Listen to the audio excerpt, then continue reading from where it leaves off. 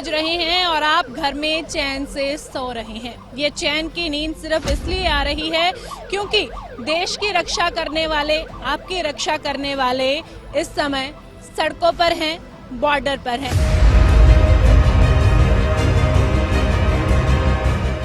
फिलहाल हम खड़े हैं बॉर्डर एरिया में और यहाँ पर जो है पुलिस मुस्तैद है और वो रक्षा कर रही है आपकी और आपके परिवार की, ताकि आप लोग घर में चैन की नींद सो पाएं। आपको दिखा रहे हैं फिलहाल हम ये तस्वीरें जहां पर आप देख पा रहे हैं कि पुलिस की तरफ से जो है वो चेकिंग पोस्ट यहाँ पर लगाई गई है, नाका लगाया गया है, जहां पर आने जाने वाली गाड़ियों की चेकिंग की जा रही है, उन्हें रोका जा रहा है, देखा जा रहा है, पूछा जा रहा है कि आखिरकार इतनी रात को आप कहां से आए हैं, किस तरह से आए हैं और क्यों आए हैं, और जरूरत पड़ती है, उन्हें लगता है तो गाड़ी की पूरी चेकिंग भी की जाती है।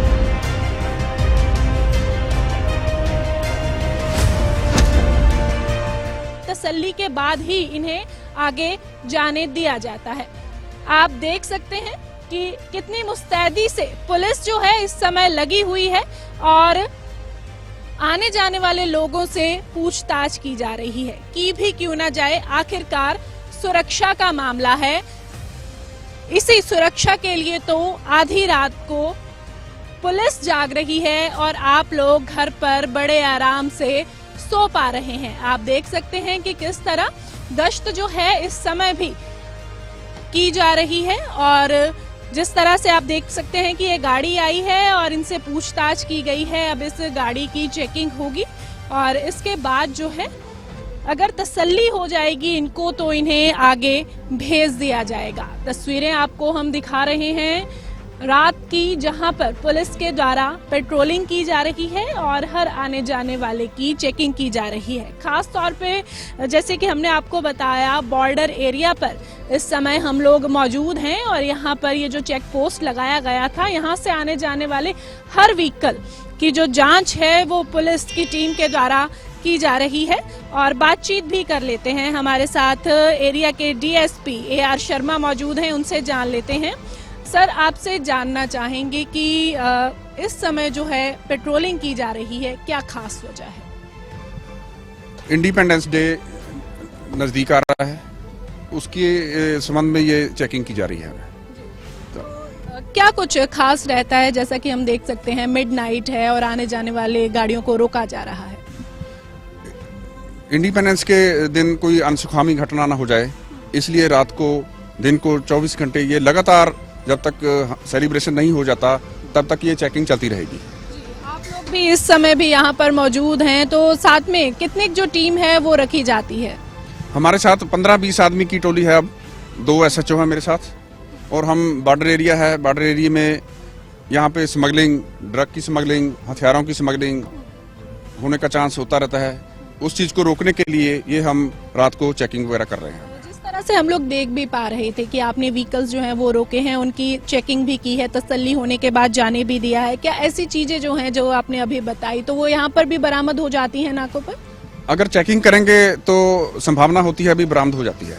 कई दफा हुआ है ऐसे, सडन चेकिंग में कुछ ना कुछ बरामद हो जाता है। ड्रग मिल जाती है, कोई असला मिल जाता है, कोई सस्पेक्ट मिल जाता है। अगर चेकिंग नहीं करेंगे तो फिर कुछ नहीं मिलेगा। जानना चाहेंगे यहाँ पर अगर किसी चीज की ऐसे कुछ पकड़ा जाता है तो उसके बाद अगला कदम क्या रहता है? उसकी फर्स्ट इन्फॉर्मेशन रिपोर्ट रजिस्टर करके उसके बाद इन्वेस्टिगेशन की जाती है। उसका लिंक देखा जाता है भी कहाँ से ये लेके आया है, हथियार है या कोई ड्रग है, तो उसको सारा इन्वेस्टिगेट करके उसको पनिशमेंट दिलवाने की प्रक्रिया की जाती है। कई बार जो है यहाँ पर गाड़ियाँ नहीं रोकते या भगा लेते हैं, जिनको कभी कोई डर वगैरह लगता है, उनके पीछा जो है वो किस तरह से किया जाता है? हमारे पास अपनी गाड़ियाँ हैं, बोलेरो गाड़ियाँ हैं हमारे पास, 3 गाड़ियाँ हैं। एक कार्गो व्हीकल है हमारे पास जो काफ़ी पावरफुल इंजन है। अगर कोई भगाएगा तो उसको आप पीछा करके हम उसको रोक लेंगे। इसके अलावा अगर मैं PCR की बात करूं तो कहा जाता है कि काफ़ी समय ले लेती है वो आने में। अगर यहाँ की बात की जाए, ज़रूरत पड़ती है तो किस तरह से आपके द्वारा उन्हें कॉल की जाती है? हमारे जो PCR का समय है एवरेज वो 5 मिनट तक है। 5 मिनट के अंदर करीब हमारा जो PCR है पहुँच जाता है, क्योंकि छोटा शहर है, उनको एरिया कवर करने में ज़्यादा टाइम नहीं लगता है। क्या आप उन्हें मौके पर बुला पाएंगे? हाँ बिल्कुल बुला पाएंगे, अभी मैं उनको कॉल करता हूँ, वो अभी आ जाएंगे।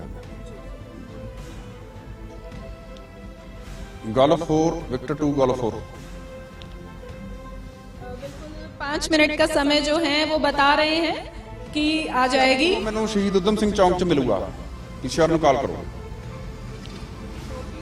कॉल हो गई है, तकरीबन 5 मिनट का समय जो है वो बताया गया है कि इतनी देर में पहुंच जाएगी। तब तक हम लोग जो है और बातचीत कर लेते हैं और पूछ लेते हैं कि अगर हम शहर की बात करें तो यहाँ पर किस तरह के जो केसेस हैं खास तौर पर देखने को मिलते हैं। शहर में थोड़ा बहुत क्राइम है, लड़ाई झगड़े हैं, छोटी बहुत स्नैचिंग भी है, और ड्रग का थोड़ा बॉर्डर एरिया है, ड्रग में काफ़ी सप्लाई होती रहती है। ड्रोन से कभी कभार कोई हथियार भी गिराए जाते हैं कभी कभार, और कभी जो हमारा पड़ोसी मुल्क है वो ड्रग वगैरह भी यहाँ फेंकता रहता है। ये ऐसी छोटी बहुत बारदातें और एरिया में होती रहती हैं। अगर ट्रेनिंग वगैरह की बात की जाए तो समय समय पर जैसे बाकी चीज़ें हाईटेक होती हैं वैसे ही हथियार भी हाईटेक हुए हैं। ये जो स्मगलिंग करते हैं या ऐसी वारदातों को अंजाम देते हैं ये भी बड़े हाईटेक हो जाते हैं। तो आप लोग किस तरह से अपने आप को ट्रेन करते हैं इन चीज़ों के लिए? अगर कोई हाई टेक्नोलॉजी आ जाती है कि हथियारों में या ड्रग में, कोई हमारे ऊपर जो हमारे ऑफिसर बैठे हैं बड़े, वो पढ़े लिखे हैं, वो कुछ ना कुछ हमें डायरेक्शन भेजते रहते हैं। अगर कोई नई ऐसी टेक्नोलॉजी आती है तो हम अपने सीनियर ऑफिसर से रिक्वेस्ट करते हैं, वो हमें कुछ ना कुछ पैरामीटर या कुछ ना कुछ डायरेक्शन हमें ऊपर से निकाल के दे देते हैं, उसके मुताबिक हम कार्रवाई कर देते हैं। कि जो सायरन है पीसीआर का वो हमें सुनाई दे रहा है, अभी यहाँ पर पहुँचता ही होगा। साथ ही सर आपसे ये भी जानना चाहेंगे कि अभी हाल ही में आपकी यहाँ पर पोस्टिंग हुई है, बॉर्डर एरिया आपको मिला है, तो चैलेंजेस क्या फेस कर रहे हैं? चैलेंजेस ऐसा है ना, मेरा एरिया नया है मगर मेरी जो SHO वगैरह मेरी टीम है वो सब पुरानी है। 5 मिनट की बात की गई थी पीसीआर की, और पीसीआर जो है वो 5 मिनट से तकरीबन पहले ही यहाँ पर पहुँच गई है।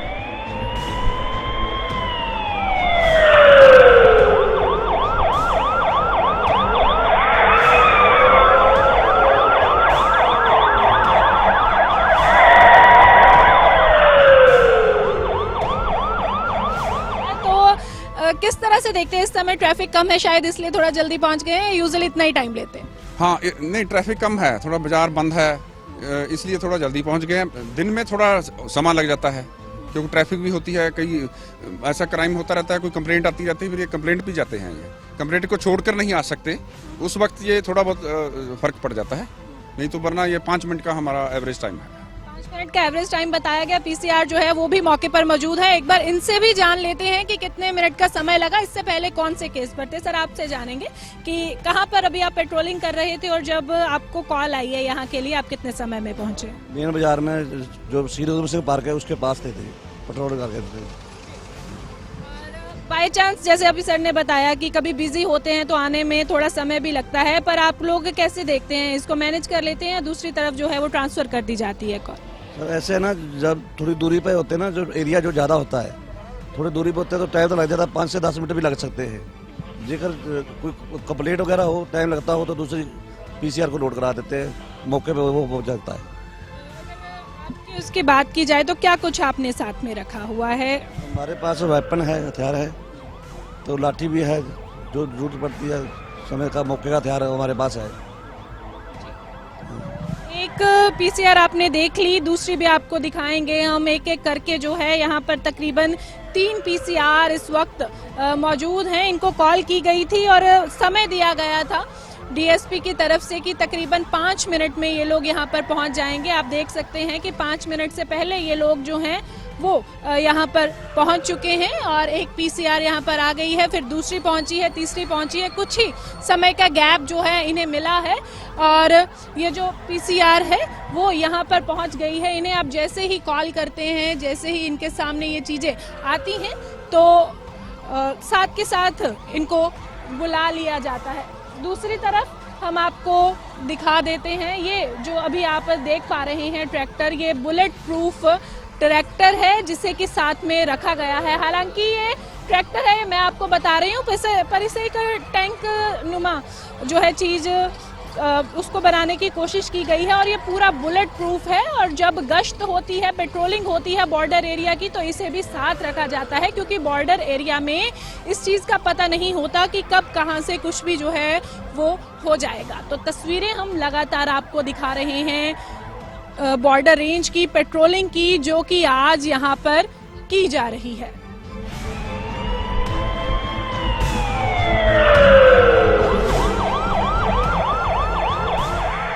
तो ये पहला नाका है जहां पर हम आपको लेकर आए हैं और अब हम आपको आगे लेकर चलेंगे जहां पर बॉर्डर रेंज है और वहां पर पंजाब पुलिस और साथ ही साथ बीएसएफ का एक संयुक्त नाका लगता है।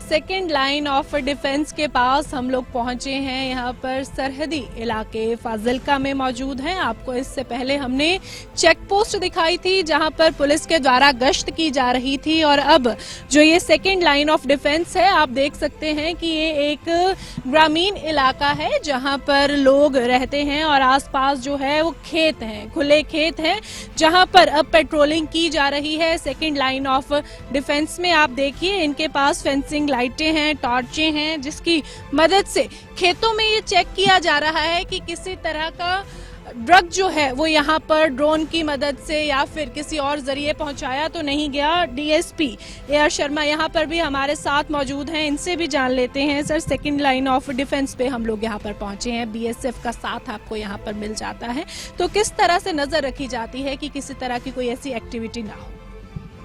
हमारे पास यहाँ एक गाड़ी है जो हमारा 31 किलोमीटर का जो बॉर्डर है वो कवर करती है, सेकंड डिफेंस लाइन। मेरे यहाँ पर नाके लगे हुए हैं, मेरी पेट्रोलिंग चलती है और ये सारा 31 किलोमीटर का एरिया हम बीएसएफ के साथ मिलकर कवर करते हैं इसको। जिस तरह से देखा जाता है कि नशा जो है उसकी खेप जो है ज़्यादातर ड्रोन की तरफ से आती है, तो उसको रोकने के लिए क्या कुछ प्रबंध जो है वो आपके पास मौजूद होंगे? यही देखो, हमारी पेट्रोलिंग है। रात के समय हम कोई भी मूवमेंट होती है, कोई भी आदमी इधर जाता है तो उसको हम राउंड अप करते हैं, उसको पूछगिछ करते हैं। तो उससे लोगों में भी प्रभाव पड़ता है और स्मगलर जो है उनको भी प्रभाव पड़ता है कि पुलिस घूम रही है। देखा जा रहा है कि इस समय फसल जो है वो पकने को तैयार है। कहीं ना कहीं ये जो है धान की फसल है तो इसमें पानी भी इस समय मौजूद है, तो उस समय फिर किस तरह से काम करते हैं? पानी का देखो फायदा और नुकसान दोनों ही एक साथ साथ चलते हैं।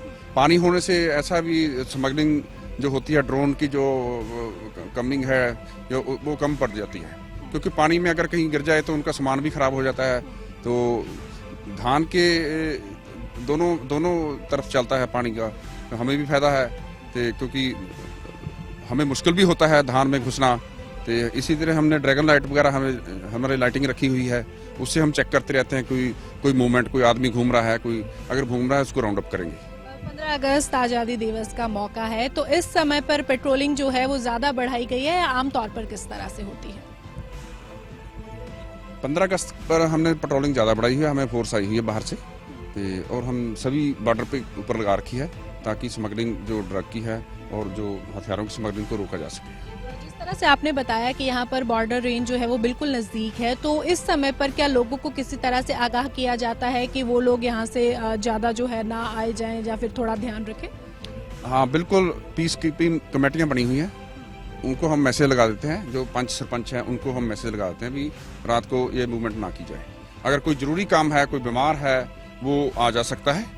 अगर कोई बिना वजह कोई घूम रहा है तो उसको फिर पूछताछ की जाएगी उससे। जिस तरह से यहाँ पर पता लगा कि बीएसएफ आपके साथ है सेकेंड लाइन ऑफ डिफेंस पे, तो उनका आपके साथ क्या काम रहता है? उनका भी यही काम है, बॉर्डर से क्रॉस करना, बॉर्डर से कुछ सामान आना। उनका फर्स्ट उन्होंने रोकना है, सेकंड लाइन पर हम खड़े हैं, हम दोनों साथ ही मिलकर फिर काम करते हैं भी कोई इनसे अपना स्मगलिंग वगैरह ना हो जाए। आपसे ये भी जानना चाहेंगे कि अब सेकेंड लाइन ऑफ डिफेंस पे हम लोग खड़े हैं, आगे हम कहाँ जाएंगे? आगे तो देखो पानी है, आगे जो बॉर्डर है ना उसके ऊपर सतलुज दरिया से जो पानी छोड़ा हुआ है उसका रास्ता बॉर्डर के ऊपर जाता है, वो बंद है, तो हमारी गाड़ी ना ऊपर से घूम के जाती है। तो आगे क्या रास्ता रास्ता आएगा, यानी कि आखिरी पॉइंट जो है वो पंजाब पुलिस के साथ आएगा और उसके आगे बीएसएफ को सारा जो जगह है वो एरिया सौंपा गया है? हाँ, वो बीएसएफ के पास है सारा एरिया। ये जो रोड है 5-7 किलोमीटर, ये जो इंटरनेशनल बॉर्डर है उसके साथ साथ जाता है। 15 किलोमीटर इधर है, 15 किलोमीटर है। हम सेंटर में खड़े हैं।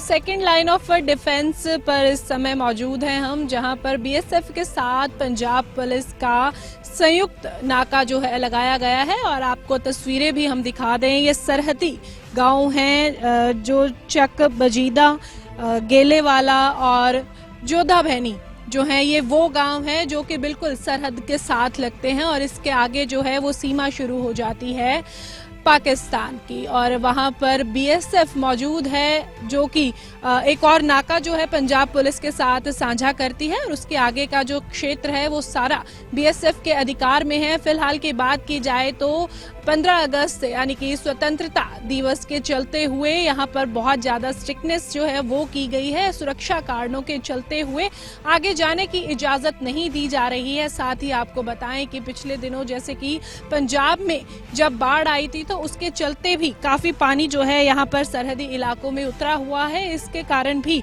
आगे का रास्ता यानी कि फर्स्ट लाइन ऑफ डिफेंस जो है वहां तक जाना मुमकिन नहीं है। तो आपको फिलहाल यही सरहदी क्षेत्र जो हैं, गांव जो हैं, वो फिलहाल हम यहाँ से दिखा रहे हैं। पर ये चीजें जो हैं ये बहुत मायने रखती हैं, क्योंकि ये वही पॉइंट है जहां आकर हमें कई सवालों के जवाब मिलते हैं जब हम कहते हैं कि आखिर प्रशासन क्या कर रहा है, आखिर पुलिस क्या कर रही है। तो ये वो जवाब हैं जो दिए जाते हैं कि अगर आप घर में सुरक्षित सो रहे हैं तो इसके पीछे वो जवान हैं, वो पुलिस के जवान हैं, वो बीएसएफ के जवान हैं जो कि इस समय इन सरहदों पर तैनात हैं। और आप और हम जो हैं वो घर पर कहीं ना कहीं चैन की नींद सो रहे हैं, क्योंकि इनकी तरफ से जो है वो दिन रात ड्यूटियां यहाँ पर दी जाती हैं ताकि किसी तरह की कोई अप्रिय घटना जो है यहाँ पर ना हो सके, तस्करी ना हो सके ड्रग्स की, वहां से हथियार और भी जो कुछ ऐसी चीजें हैं जो कि नुकसान पहुंचा सकती हैं भारत को, पंजाब को, वो चीजें यहाँ पर ना पहुंचे। तो इसलिए गश्त जो है वो की जाती है।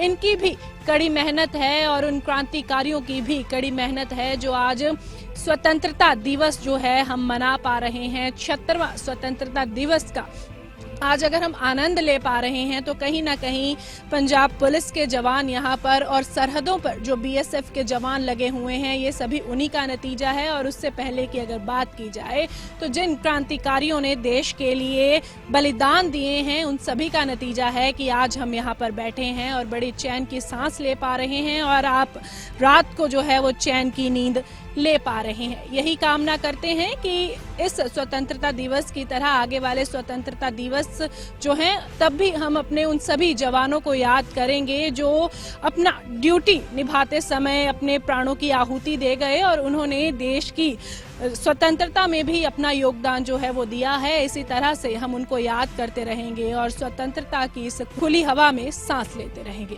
वीडियो जर्नलिस्ट बलजीत के साथ खबरें अभी तक के लिए फाजिल्का बॉर्डर से हरसिमरत की रिपोर्ट।